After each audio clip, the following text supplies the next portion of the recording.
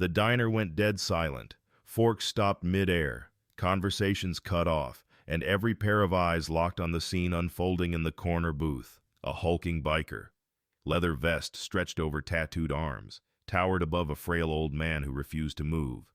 His voice exploded like a shotgun blast. "You deaf, old fossil! I said get out of my seat!" But the veteran didn't budge. His hands, steady from years of discipline, lifted a chipped mug of black coffee. He sipped calmly, eyes fixed on nothing in particular, as if the biker's rage was just background noise. On his shoulder, a faded U.S. Army patch clung to worn fabric. Beside his plate rested a navy blue cap stitched in gold. Vietnam veteran. The biker slammed his fist on the table, rattling plates. "Move, or I'll move you." A mother covered her child's face. The waitress froze in fear. Then, without warning, the biker's open palm cracked across the old man's cheek. The sound echoed through the diner like a gunshot. The veteran's cap hit the floor. Coffee spilled across the table. And for a moment, the entire room held its breath, paralyzed by the audacity of one man who thought silence meant weakness. The slap had left a red mark across his weathered cheek, but the old man didn't retaliate. He didn't even flinch. Instead, he lifted his chin slowly, eyes heavy with years but sharpened by something deeper: discipline, survival, and the quiet dignity of a man who had seen too much. The biker hovered over him, chest heaving, lips curled into a sneer. He expected fear. He expected begging. He expected the old man to shrink, to surrender. But what he got was silence. A silence so sharp it cut deeper than any insult. Finally, the veteran spoke, his voice low, steady, and filled with the kind of weight that makes an entire room lean in to listen. "Son," he said, each syllable deliberate, "I've survived things you couldn't even imagine. Things you wouldn't last a single minute through. If this seat means so much to you, then take it." No shouting, no anger, just calm words, delivered with the unshakable authority of someone who had faced death before and walked away. The diner felt the shift instantly. People exchanged uneasy glances. The biker blinked, confused. This wasn't the reaction he had braced for. He wanted a fight, something loud and ugly. Instead, he was staring into the calm ocean of a man who had weathered storms far deadlier than his tantrum. The waitress clutched her order pad, her knuckles white. A child peeked out from behind his mother's arm, wide-eyed, sensing that something bigger than a simple argument was happening here. The veteran reached down, picked up his fallen cap, and gently brushed the dust from the brim. The gold-threaded words "Vietnam veteran" gleamed faintly under the fluorescent lights. The biker laughed nervously, trying to reclaim control. "You're just a washed-up relic. Acting tough won't save you." But the old man didn't answer. He set his cap back on the table, straightened his posture, and folded his hands around his mug of coffee. He chose silence. And in that silence, he declared something louder than any threat. Strength doesn't always roar. Sometimes it whispers, and still shakes the ground beneath your feet. The sound of the slap cracked through the diner like a rifle shot. Plates rattled, silverware jumped, and in the space of a heartbeat, the entire room went still. The old man's head snapped to the side, his cheek burning crimson. His navy blue cap hit the linoleum floor with a hollow thud. The coffee cup tipped, dark liquid spilling across the table and dripping steadily onto the tile, each drop echoing louder than the biker's sneer. For a moment, no one breathed. A waitress froze mid-step, her tray trembling in her hands. A mother shielded her son's eyes, but the boy still peeked through her fingers, staring at the impossible. An old soldier struck in broad daylight. The biker grinned, satisfied with his dominance. He rolled his shoulders, towering over the frail figure slumped in the booth. "Should have stayed in the past, old man," he muttered, his voice dripping with contempt. But what terrified everyone wasn't the biker's arrogance. It was the veteran's response. Or rather, the lack of one. No shouting, no fists, no retaliation. The old man simply straightened his cap on the floor, picked it up with steady hands, and placed it back on the table. His silence roared louder than any comeback. The air grew heavy, pressing down on every chest. Knuckles turned white as strangers clenched their fists. Caught between fear and fury, no one dared intervene. The biker had made his point, or so he thought. But the truth was, in that suffocating quiet, he had already lost something he could never reclaim: respect. And as the old man wiped the spilled coffee from his sleeve, the tension in the diner coiled tighter, like a spring wound to the breaking point. Everyone knew it. This moment wasn't the end. It was the spark before an explosion. The biker was still smirking when the old man bent down, brushed off his cap, and placed it gently on the table. His cheeks still burned from the slap, but his hands didn't shake. With the same composure he carried through decades of war and survival, he turned to the trembling waitress. "Miss," he said quietly, "could you bring me the phone?" The room tilted at those words. The biker chuckled, mistaking it for weakness. "What's he gonna do? Call bingo night? Call the retirement home?" Laughter bubbled from his lips, but no one else joined. The silence had grown too heavy, too charged. The waitress hurried over with the payphone receiver. The veteran took it with steady fingers, dialed slowly, deliberately. No rush, no panic, just calm precision, like a soldier checking his weapon. He spoke only a few words. No anger, no pleading, just measured, clipped sentences, like coordinates sent over a radio line. Then he hung up. Not a single person knew what had been said. But the air shifted, charged like a thunderstorm building on the horizon. The veteran slid the phone back, folded his hands, and turned his gaze toward the diner's front window. He didn't look at the biker. He didn't explain himself. He just waited, eyes fixed on the empty street beyond the glass. Minutes ticked by, thick with tension. The biker shifted uneasily, his confidence dripping away with every second of the veteran's calm, because deep down, everyone could feel it. The call hadn't been ordinary. It was a signal, and whatever was coming, it wasn't going to be small. The old soldier sat in silence, sipping what remained of his coffee. A man who knew patience was sometimes the sharpest weapon of all. Exactly 22 minutes later, the ground outside the diner began to tremble. At first, it was faint, like distant thunder. Then the low rumble grew louder, rattling the glass windows and sending ripples through the coffee in every cup. Heads turned toward the street. 4 military Humvees rolled into view, engines growling, stopping in perfect formation directly in front of the diner. Doors swung open in unison, and soldiers in crisp fatigues stepped out with precision. Their boots struck the pavement in rhythm, the kind of sound that carries authority before a word is spoken. The biker's smirk vanished. He blinked hard, trying to process what he was seeing. This wasn't a coincidence. This was an answer. From the lead vehicle, a tall, broad-shouldered man emerged. His jaw was sharp, his stride steady, his name tag gleaming. Colonel Dorson. He didn't hesitate, didn't scan the room. He knew exactly where he was going. The soldiers followed, spreading across the entrance with quiet discipline. They weren't armed, but they didn't need weapons. Their sheer presence was enough to make the air thicken.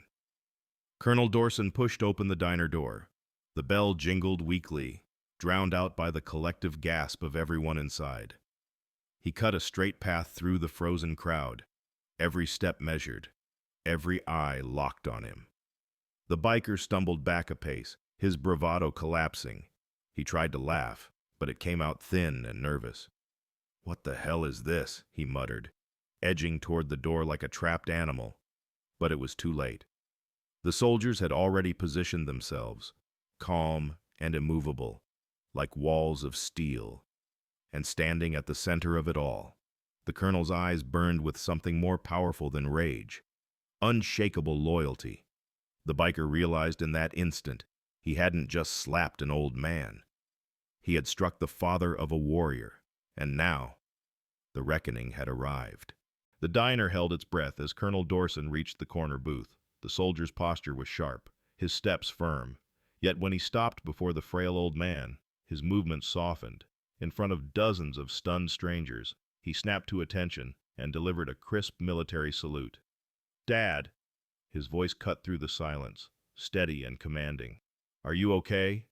The veteran, still seated, nodded faintly.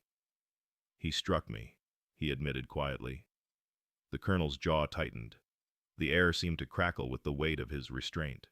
Slowly, he turned, eyes locking onto the biker who suddenly looked far smaller than his size suggested. "You laid your hand," Dorson said, voice low but heavy as iron, "on a decorated veteran, a man who bled for this country while you were still learning to spell your name." The biker swallowed hard, sweat prickling his forehead. He forced a shaky laugh. I didn't know he was your father. It was just a misunderstanding." The colonel's stare didn't waver. "That's exactly the problem," he snapped. "Men like you never know. You never ask. You never care. You just assume no one will stand for them anymore." The biker's bravado cracked. His eyes darted toward the blocked door, then back to the colonel towering over him. His voice shrank. I didn't mean," but the words faltered. Because the truth was undeniable. This wasn't just a confrontation between two men. It was honor embodied facing cowardice exposed. And in that moment, the biker realized he wasn't fighting a frail old veteran. He was staring down an entire legacy of strength, discipline, and loyalty. The diner manager finally found his voice, though it shook as he spoke. We already called the police," he stammered, glancing nervously between the biker and the soldiers. Colonel Dorson didn't blink. He turned just slightly, his eyes never leaving the trembling thug. "That won't be necessary," he said coldly. "We'll wait."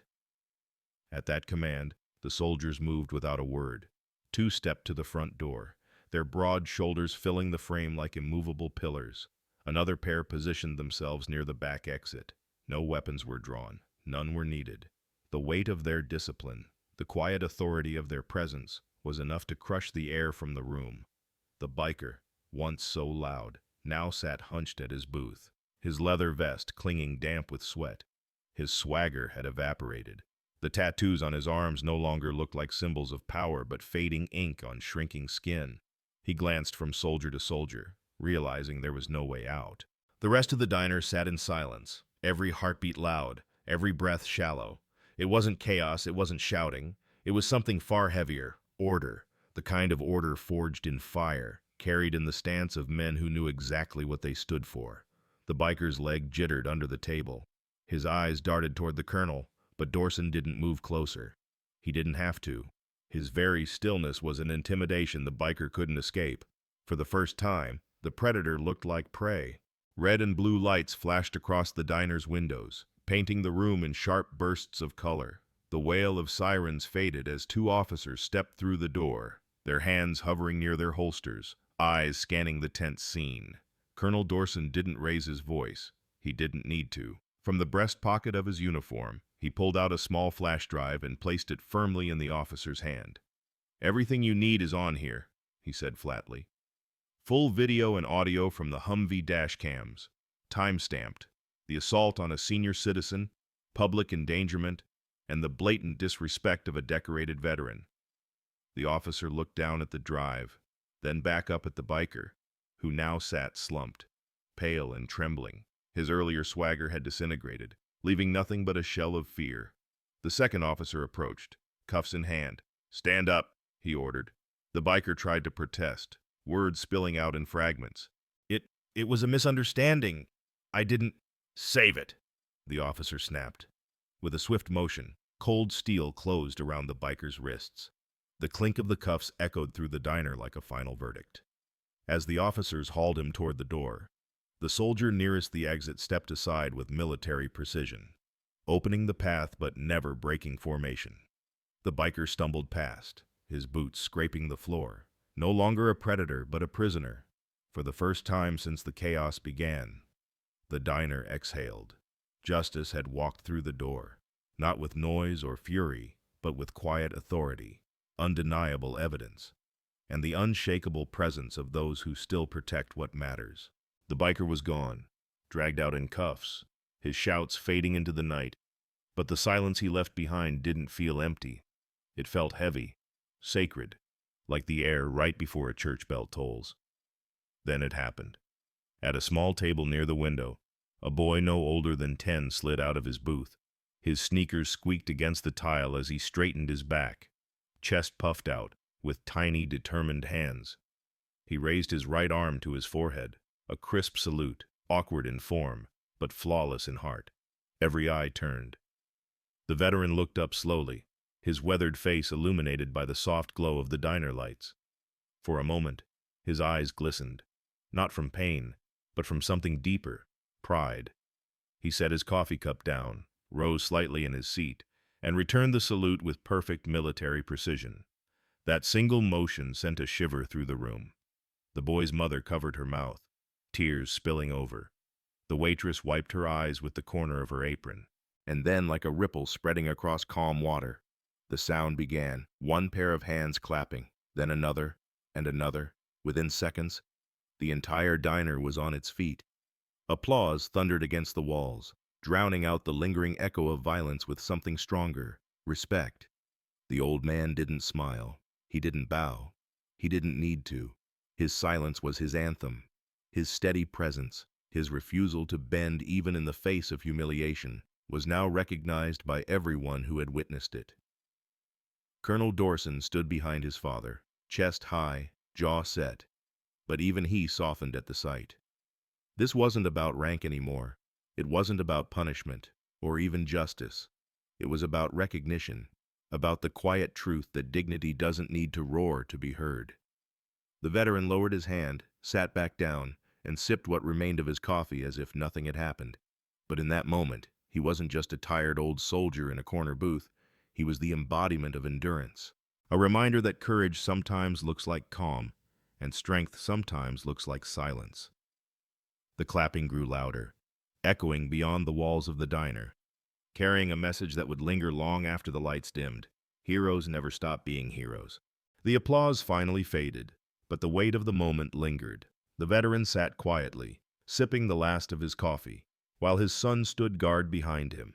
No more words were needed. The entire diner had witnessed something unforgettable, the raw power of dignity. And then came the truth, the lesson carved deep into every heart that had watched. Never mistake silence for weakness. Never assume age makes a man invisible, because some carry battles etched into their very bones. They walk softly, but behind their silence lies the thunder of history. Their scars are not shame, but proof. Proof that they endured. Proof that they still stand. That old soldier didn't need fists or fury to claim his strength. His calm was his weapon, his patience his shield. And when the storm rose against him, he didn't have to fight alone. An entire generation, a son forged by discipline and duty, stood ready to defend him. This is the truth so many forget. Time may slow the body, but it does not erase valor. Courage does not fade with age. Respect should not either. Tonight, in that small diner, justice wasn't delivered with sirens or handcuffs. It was delivered through recognition, through honor restored, through the sight of a boy saluting a man who had once fought for freedoms that boy now enjoys. And so the story leaves us with a question. How many quiet warriors still walk among us, unseen, unthanked, carrying memories that would break the strongest of men? How often do we pass them by, blind to the sacrifices stitched into their silence? Heroes do not always wear uniforms anymore. Sometimes they sit alone at the corner booth, sipping black coffee, carrying a legacy the world has almost forgotten, until moments like this remind us. So if this story has moved you, don't let it end here. Share it, tell it. Let others remember that dignity can stand taller than cruelty, and silence can speak louder than violence. And most importantly, salute the quiet warriors. They are still here. They still walk among us. And they deserve our respect. If you believe in honoring those who fought for more than themselves, hit that like button, subscribe, and drop a salute in the comments. Because some battles never truly end, and it's up to us to make sure their sacrifice is never forgotten. You've just witnessed a story of silence, dignity, and honor that no act of violence could ever erase. If this moment touched you, honor our quiet warriors by sharing this video, hitting the like button, and subscribing to our channel. Together, let's make sure their courage and sacrifice are never forgotten.